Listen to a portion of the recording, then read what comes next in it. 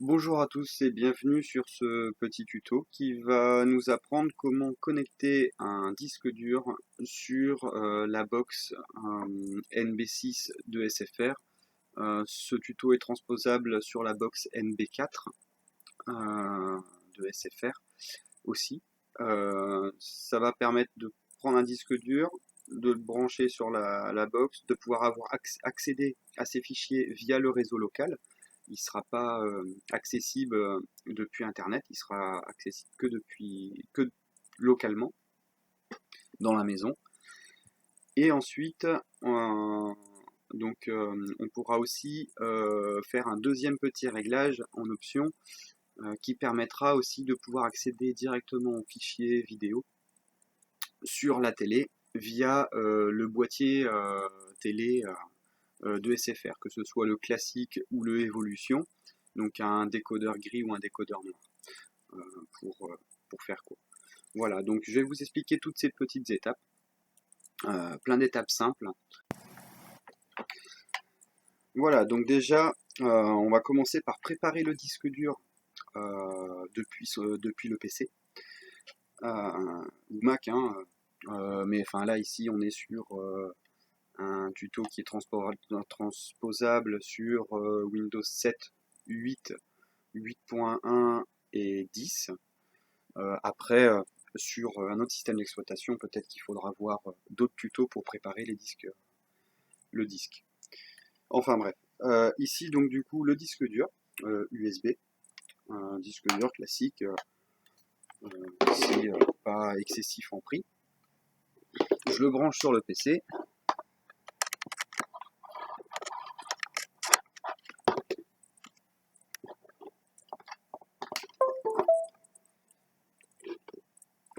Voilà, donc ici, il est reconnu directement. Hop, voilà. Donc ici, on voit que voilà, c'est un disque dur que j'ai préparé. Donc maintenant, on va formater le disque dur. Donc il suffit d'aller sur le poste de travail. Ici, le disque dur que je viens de brancher sur l'ordinateur. Formater, attention, ça veut bien dire qu'on va tout supprimer sur le disque dur. Donc si vous avez des sauvegardes à effectuer, effectuez-les en amont, parce que tout sera perdu. Ici, donc, on ne change pas la capacité. Système de fichiers NTFS, ça c'est très bien. Ah, on touche pas. Restaurer par défaut, on touche pas. Ici, moi je l'ai appelé disque box, on l'appelle comme on veut. Je conseille de ne pas mettre d'espace. Là, comme ça, c'est bien. Démarrer. Ici, on vous avertit, le formatage supprimera toutes les données, comme ce que je vous ai dit avant, bien sauvegarder vos fichiers s'il y en avait avant sur le disque dur. Ils seront perdus sinon. On fait OK. Voilà, formatage terminé. Ici, on peut fermer.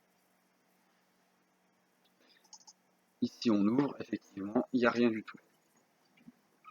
Je reviens en cliquant sur précédent, ici. Et là, maintenant, on va octroyer les droits à tout le monde, parce qu'on vient de formater le disque dur, mais on l'a effectué sous un compte donné, ici. Là, donc ça veut dire que les droits sont pour cet ordinateur-là, en gros, quoi. Les droits sont pas très bien gérés sous Windows, de ce point de vue-là. Donc on va forcer un petit peu la donne pour donner accès à tout le monde. Donc ça veut dire que tout le monde sur le réseau aura accès, pourra ajouter des fichiers, les supprimer, les modifier. Enfin voilà. Donc du coup, on retourne en propriété, comme ça. Ici, on va avoir sécurité.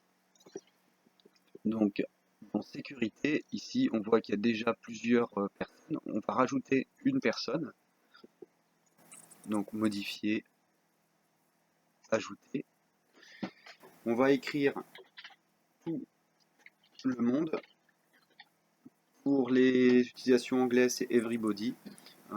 Voilà, c'est la même chose mais en anglais. Donc ici, on peut vérifier. J'ai pas mis de T à tout le monde, pardon. Voilà, donc tout le monde vérifie. Il va se surligner comme ça, donc nickel. Ici, on va cliquer sur OK. Contrôle total, appliquer. Ici, il y a un message d'erreur, c'est pas grave, ça gêne pas.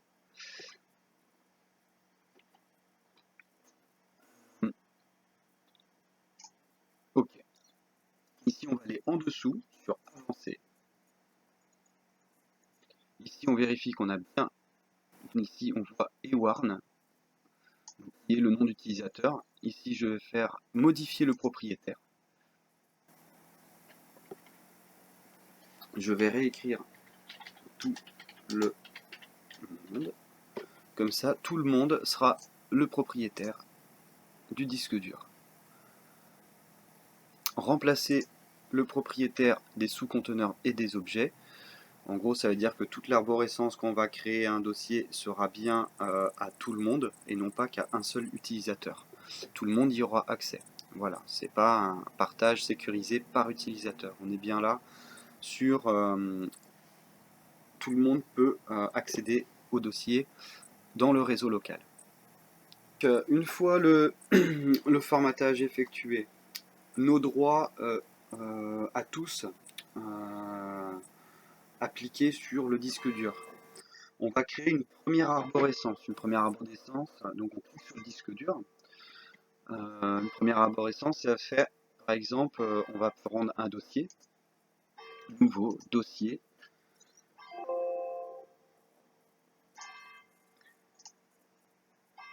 Et ici, par exemple, on va mettre utilisateur. Pourquoi pas. On va dire que Robert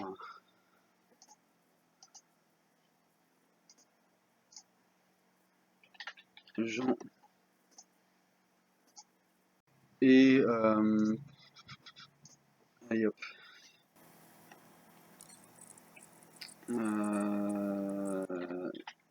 Céline. Voilà. Donc ici on a nos trois utilisateurs. Je reviens sur la racine principale de mon disque dur. Par exemple, je veux avoir un dossier multimédia afin de partager de la musique,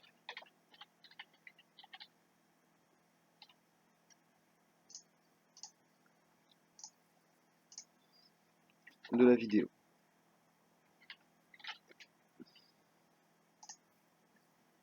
Voilà. Donc une fois qu'on a fait ça, le disque dur est prêt. On a bien une première arborescence, donc une multimédia, une utilisateur. Bon, maintenant qu'on a fait ça, on va pouvoir aller prendre le disque dur, le débrancher. Voilà, on débranche et aller le brancher sur la box.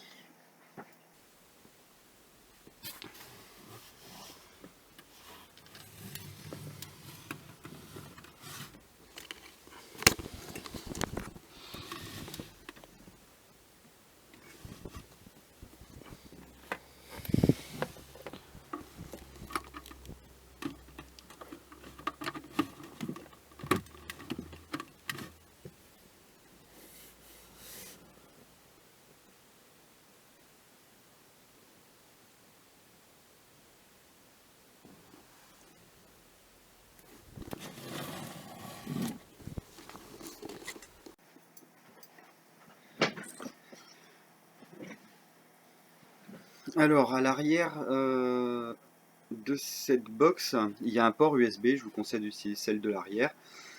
Sur la NB6, il y en a deux, une sur le dessus, une à l'arrière. Sur la NB4, elle est sur le côté. Donc, vous pouvez utiliser ce port USB là.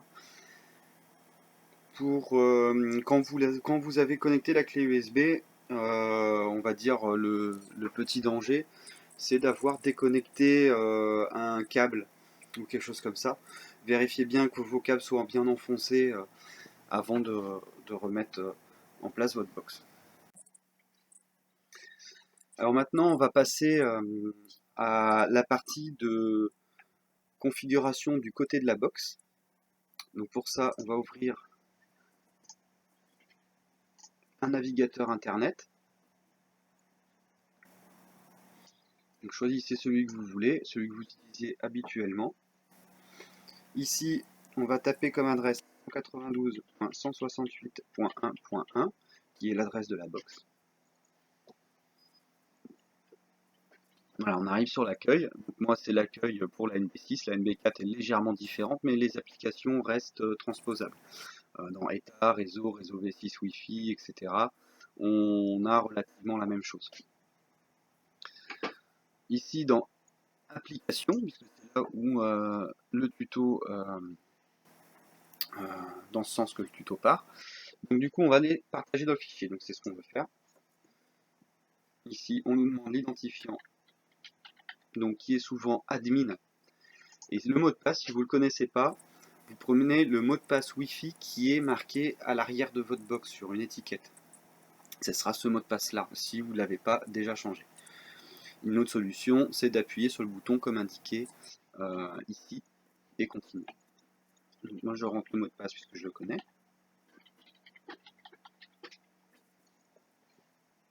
Voilà. Donc maintenant on arrive sur la page de l'application partage de fichiers. Donc on va commencer par l'activer. Le nom du groupe. Pour nommer ce nom de groupe là, ça va être très simple. Vous allez dans panneau de configuration, comme ça, dans système. Et ici on a groupe de travail. Le groupe de travail il est marqué. Pour pas en avoir un standard, hein, si vous en voulez un autre, il suffit de faire modifier les paramètres. Vous arrivez sur cette fenêtre là, modifier, et ici vous marquez comme vous voulez, plutôt un caractère en caractère majuscule, évitez trop de caractères, ça ne sert pas à grand chose. Ok, ok, et ici à modifier, peut-être qu'on vous demandera de redémarrer l'ordinateur, donc dans ces cas là, et retenez bien ce nom là, puisque lorsque je viens là, il faudra que celui-ci et celui-là soient le même. Le nom du service, moi je l'ai appelé box, puisque c'est le service de la box. Ça permet de ne pas confondre de service ou d'ordinateur. Ici, on va valider. Le statut du service devrait passer, voilà, jusqu'à démarrer. Alors, ici, on avait dit qu'on avait une arborescence qu'on va retrouver ici, puisque le disque dur il est bien là.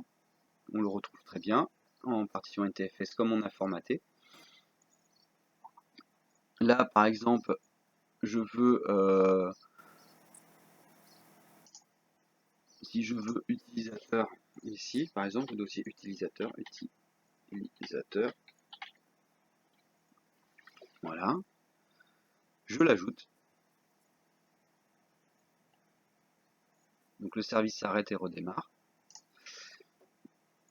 Multimédia. Ne mettez pas d'accent, la box ne l'accepte pas. Donc vous marquez multimédia. Vous sélectionnez évidemment le multimédia. Et plus service arrêté, démarrer. Ça veut dire qu'on est bien à jour. On vérifie, on a bien le dossier utilisateur, le dossier multimédia.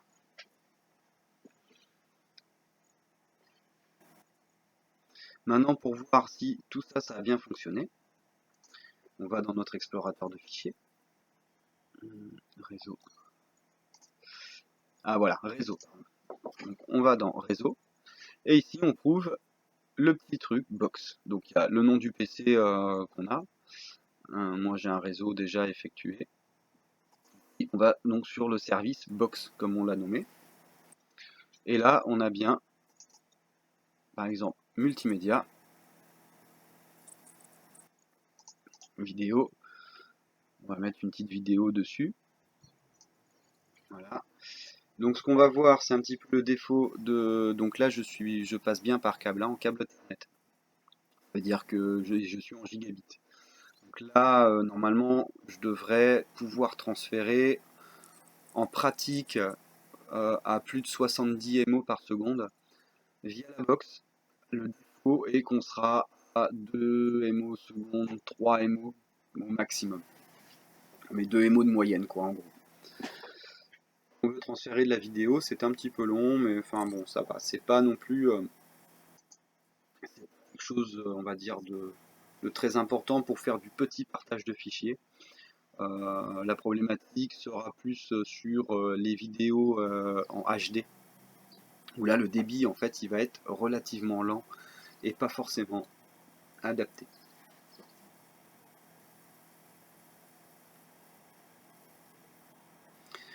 Voilà, donc le dossier ici que j'ai appelé Output AVI est bien copié dans Multimédia Vidéo. Donc ici, je peux retourner dans Box, Utilisateur, retrouver Céline, Jean et Robert. Imaginons que Jean veuille créer un dossier.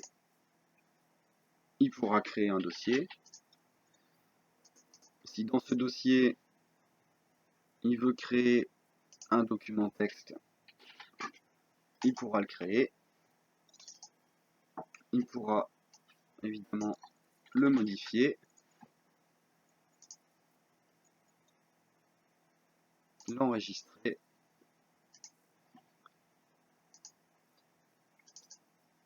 y réaccéder bien sûr, et le supprimer. Voilà. Et évidemment, il pourra aussi supprimer son dossier. Le petit défaut, c'est que, évidemment, on a octroyé les droits à tout le monde. Le mieux, ce serait d'octroyer les droits par dossier. Si vraiment on voudrait faire les choses bien pour que chaque utilisateur ait vraiment son propre dossier et ne puisse accéder qu'à son propre dossier. Donc là, par exemple, le défaut, c'est que je peux aussi supprimer le dossier de Céline. Donc Robert peut supprimer le dossier de Céline et y accéder aussi, bien sûr. Donc ça reste ici un petit partage, quelque chose vraiment pour partager les dossiers. C'est pas quelque chose de très sécurisé et ça, par contre, ça reste dans le réseau local. On ne peut pas y accéder depuis l'extérieur, du moins pas de cette manière-là. Donc voilà, dans le disque dur, ça finit de copier là. J'y ai comment copier une petite musique. Voilà. Copier deux petites vidéos. Voilà. Comme ça, on pourra tester sur la box la vidéo et la musique. Et maintenant, comment partager donc ces dossiers qu'on vient de partager sur notre disque dur, branché sur la box bien sûr, comment les partager sur la télé. Donc, si vous possédez une box classique ou évolution, là c'est matériel fourni par SFR, vous pouvez aussi accéder via, si vous avez une Smart TV ou d'autres matériaux pouvant utiliser ce qu'on appelle le DLNA UPnP. En fait, c'est accéder à des fichiers multimédia depuis le réseau. Donc la box va pouvoir offrir ce service-là sur le disque dur qu'on vient de brancher. D'où ici le dossier multimédia qu'on a créé en amont. Donc là, on va dans Applications, serveur multimédia. Donc c'est une deuxième application que propose la box.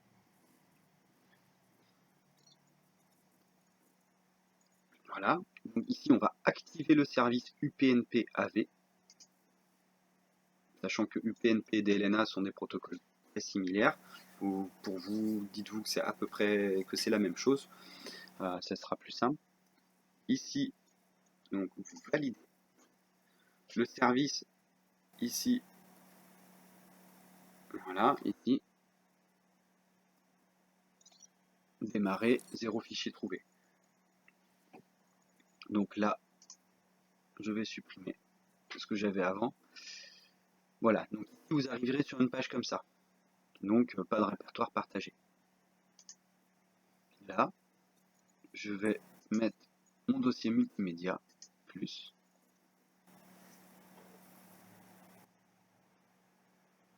Voilà. Maintenant, le service, il a bien redémarré. Ici, il nous informe bien qu'un fichier multimédia a été trouvé. Enfin, après, selon le nombre de dossiers, ce que je vous conseille, c'est si vous avez de la musique, avec la box, c'est pas très pratique de pouvoir la partager de cette manière-là. Donc si vous avez, je vais dire une bêtise, 500 Go de musique, la box n'assurera carrément pas ce service-là. Il faudra utiliser un service vraiment adapté, avoir un matériel adapté au partage de fichiers. Par contre, si vous voulez juste partager quelques petites vidéos, on va dire en dehors du HD, parce que le HD demande pas mal de taux de transfert, ce que la box ne permet pas avec le disque dur USB. Donc du coup, il vaut mieux utiliser dans ces cas-là soit un NAS ou un serveur qu'on va se créer soi-même ou acheter. Voilà. Donc du coup, là on reste dans cette présentation-là. Ici, le fichier démarré. Je reclique comme sur valider et je peux quitter la box. Donc moi je suis sur une box SFR Evolution comme celle-ci. En revanche, il en existe d'autres. Le menu est transposable. Ça reste Media Center depuis le menu principal. De Media Center, on va dans périphérique.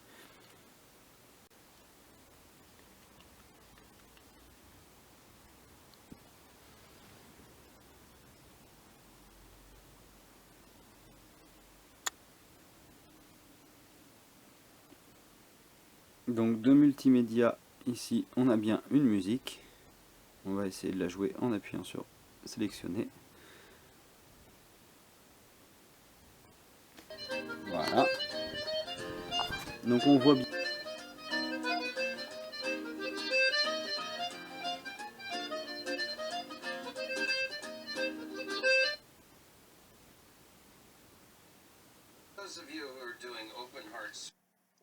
Et voilà pour ce petit tutoriel. Si vous avez quelques observations, si vous avez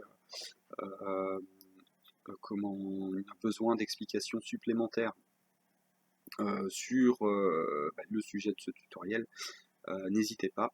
Si vous souhaitez me demander de créer un tutoriel sur d'autres options sur la box SFR ou le décodeur TV, je pourrais les effectuer. Donc voilà, bah écoutez, n'hésitez pas à commenter, à liker, et puis j'espère que ce tutoriel vous a été utile. Allez, bonne journée.